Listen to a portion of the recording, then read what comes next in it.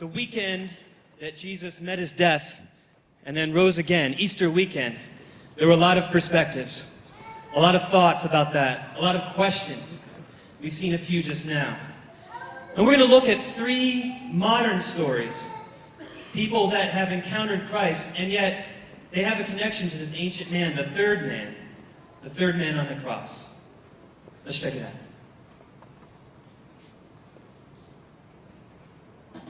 Growing up, my family didn't really care much about God or church. They were pretty indifferent. My mother would go from time to time, however, it was far from consistent, and it was very far from our house. Ow, Mom, you're pulling my arm! I'm sorry, Holly, but we're late. We need to get in there. We just have a hard time getting here on time. Okay, so, they don't like us to miss the first song. Let's get some donuts and coffee. I actually remember about that church as the huge auditorium. Why are we even here? I don't. And the donut holes. Come on.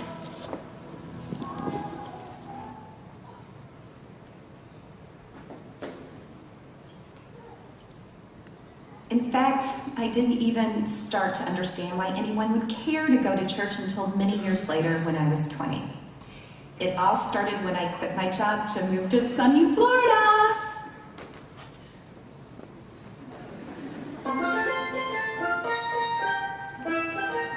I didn't know anyone, didn't have a place to live, but I had a job lined up and a car packed with all I needed.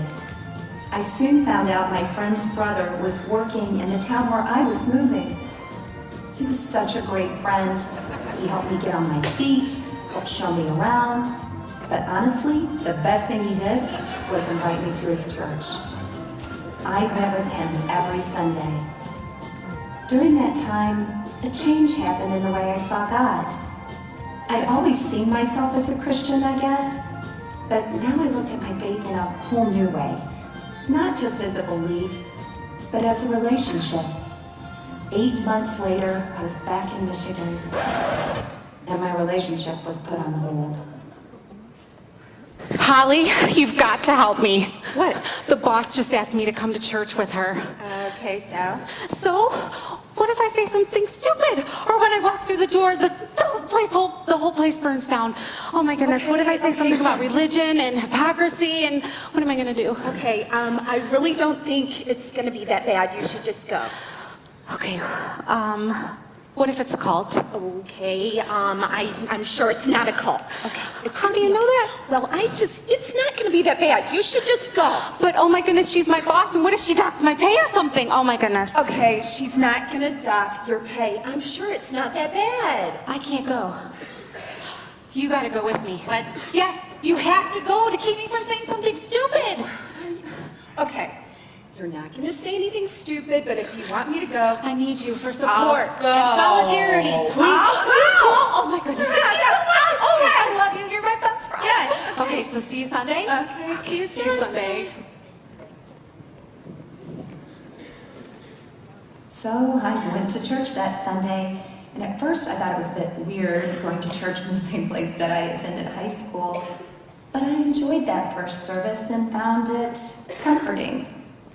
I didn't go back the next week, or the week after that, or even a month after that. Then, a couple of months later, There's that party girl. I thought you might need this morning. Okay, yeah, thanks. So that was crazy. Do you even realize what you were doing? You took off a shot from the bartender's belly button. Yeah, I posted pictures on Facebook. Yep. Thank you for that. That must explain the hair in my mouth this Oh, morning. disgusting. Okay, so, yeah, Saturday night, Red Dog and karaoke. I don't know. What? Saturday night? Yeah, Saturday. Well, I was kind of thinking I might have somewhere to go Sunday morning. What? Where? Well, I was thinking of going back to that church. I know you're going to think I'm crazy. What? Okay, the boss's church? Yeah. I will admit that that place was a little more cool than I thought it was going to be, but that is no reason to miss karaoke on Saturday night. I know. I feel like I have this urgency. I want to go back. No, You are not going back. You cannot miss Saturday night. Okay. Okay? All right. All right, so I'm right. You're not going to go back, and you're not going to turn into some weird Jesus freak or anything. You're my party girl, right? Right. Okay. So, that weekend, I went to karaoke. But eventually, I did end up back at that church, and something clicked.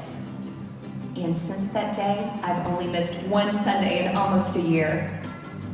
It's crazy to think that I used to be so indifferent to Christ. What if he had been indifferent to me, to us, and never gone to the cross for us?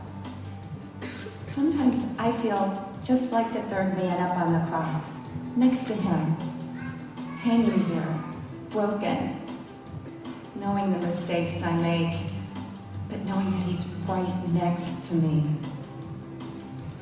forgiving me, dying for me, holding a place for me in paradise.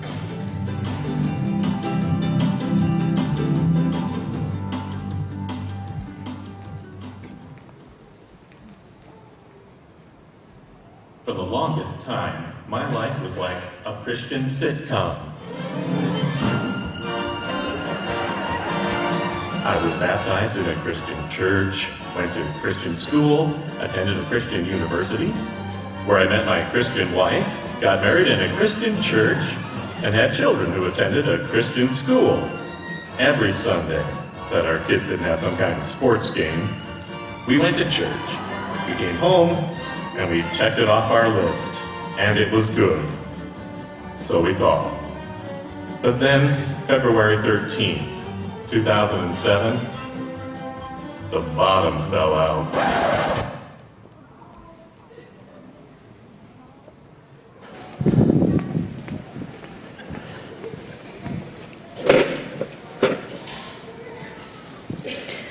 It was over.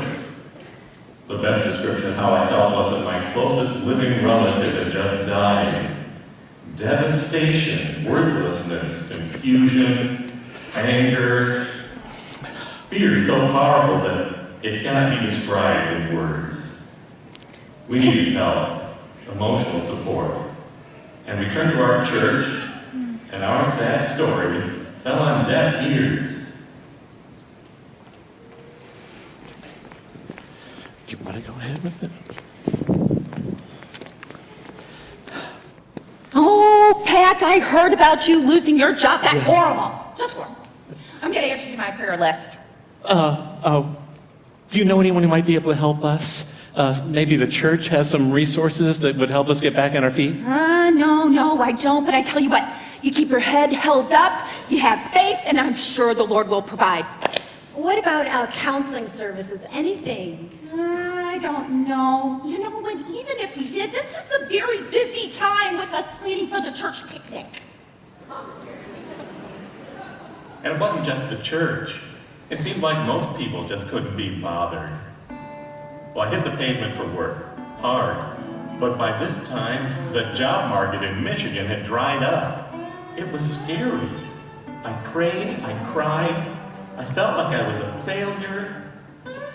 By July, I learned the same company was ready to hire me back as a real estate rep for them. For 6 months, I worked for a man who, without hesitation, was the most cruel, heartless, awful, mean man I had ever met.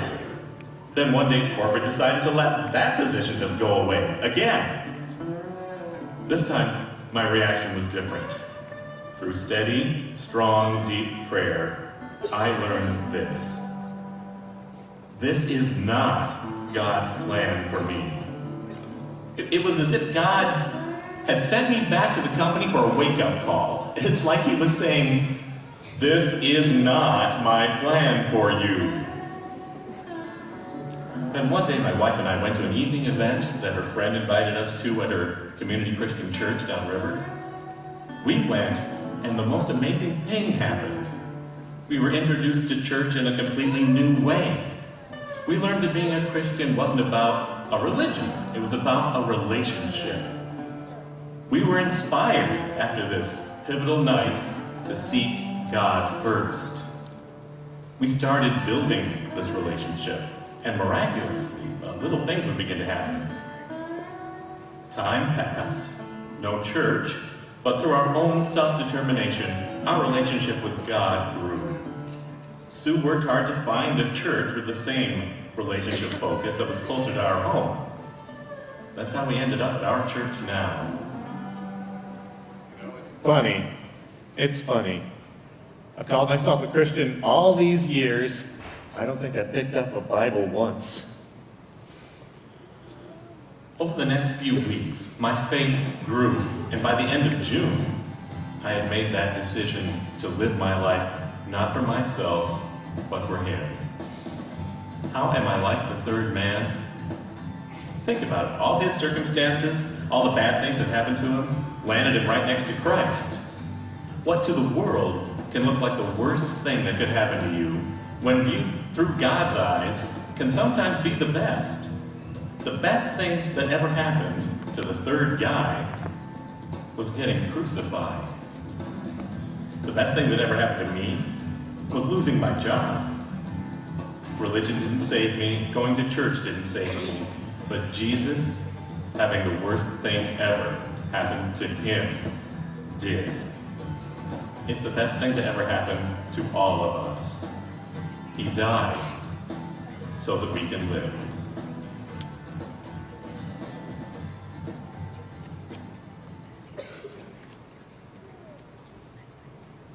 Very early in my life, I got the idea that God hated me. Sister Catherine, why did God kill all those people in the flood? Because, David, he was mad at them. Is God mad at me? Yes, little David, he's very mad. He's mad at all of us. Why? Because we're sinners. Just like all those people in the flood. You were born a sinner. Is there anything I can do to make it up to him? I don't want God to be mad at me. I'm afraid not. You could walk to school on your knees and it still wouldn't be enough to please him. Your only hope is through Mary, because she's his mother, and maybe she could talk to God for you and he wouldn't punish you so badly. I grew up knowing inside that God is very real, but that He hated me. So I figured if He didn't care about me, I sure as hell wasn't going to care about Him. And I decided to be as bad as I could be. I rode my motorcycle straight through the church, right in the middle of Sunday morning. I did it on a dare. Why not? If I didn't care about God, why should I care about His church? Soon after that infamous incident, I was riding my bike down Woodward Avenue when the front end locked up and threw me over the handlebars at 50 miles per hour. The bike exploded into flames and was totaled, but I survived. They should have been cleaning me up with a fire hose, but there I was without a scratch on me, and I couldn't understand why. What the hell? Come on! Why would you save me, huh? Huh? You don't care about me? Why the hell would you save me? Then, I heard what sounded like thunder coming down from the sky, and I heard a voice say, "I want you to preach my word." What? Clearly, I didn't understand what I had just heard, or what He meant by it. I mean, if I had a God who hates people, who wants to spread that word.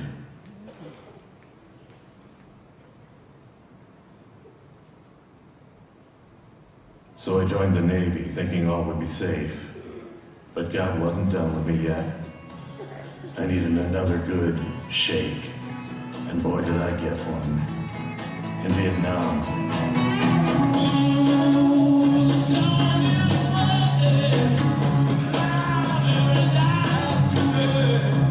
It was during the 68 Tet. Our PDR took a direct hit from a rocket. The explosion blew the boat to pieces. And once again, By the cruel hand of God, I was the only one who survived. And I couldn't understand why. I felt so guilty that everyone else, some of the best friends I ever had, were gone, and I was left. After that, I just gave up on everything. Started drinking heavily, doing more drugs than anyone could imagine. I felt like I had nothing to live for anymore. Because of my drug and alcohol use, I was thrown out of the Navy. So for a year and a half, I just wandered around, staying stoned. Until the night of October 23rd, 1970. I was walking the streets. I felt a tug to go into this little church. I had no idea why. I kept fighting it, but the urge was overwhelming. So I walked inside. Hi, can I help you? Would you like to join us? I didn't know what to do. I'd broken all of the commandments and more. I felt like I didn't belong. I was half out of it from all the drugs I'd been taking. But as we sat there, praying and singing, my mind cleared up. For the first time in years.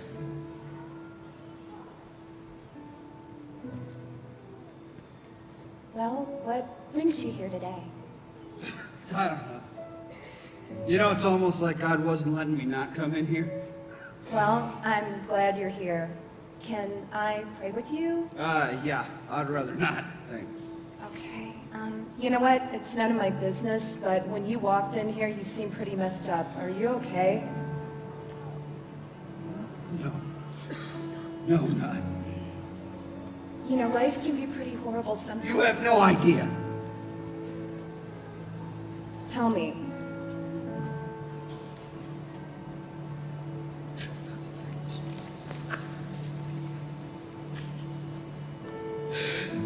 It isn't fair, you know, they're all dead. Why are you coming and getting them real? They're just dead. They're my best friends. Got blown up by a rocket grenade in a 68 Tet in Vietnam. My best friends are gone. Why would he kill them and not me, huh? Why would I survive because I was in an armored gun tub? I'm the one God hates, not them. God doesn't hate you. Yes, he does. God hates me and I hate him. No. You got to believe me. God doesn't hate you. God loves you. God loves you more than anything else in this world. You're wrong. I don't think I am. How do you know? I got proof. Have you ever read any of this? Yeah, I've tried. Well, this is a modern Bible. It has all the same stuff as the King James, but it's easier for folks like me to understand. Take it. I took it home and started reading it. I couldn't put it down. By reading everything, I started to realize that God was not angry at me or out to get me at all. He really cared about me, and Jesus really forgives sin.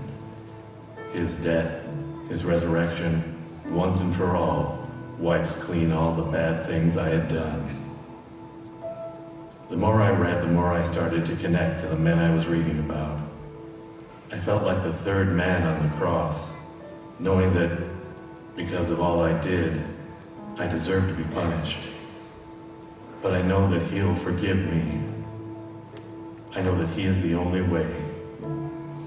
That night, reading the Bible, I gave my life to Christ, and my life has never been the same.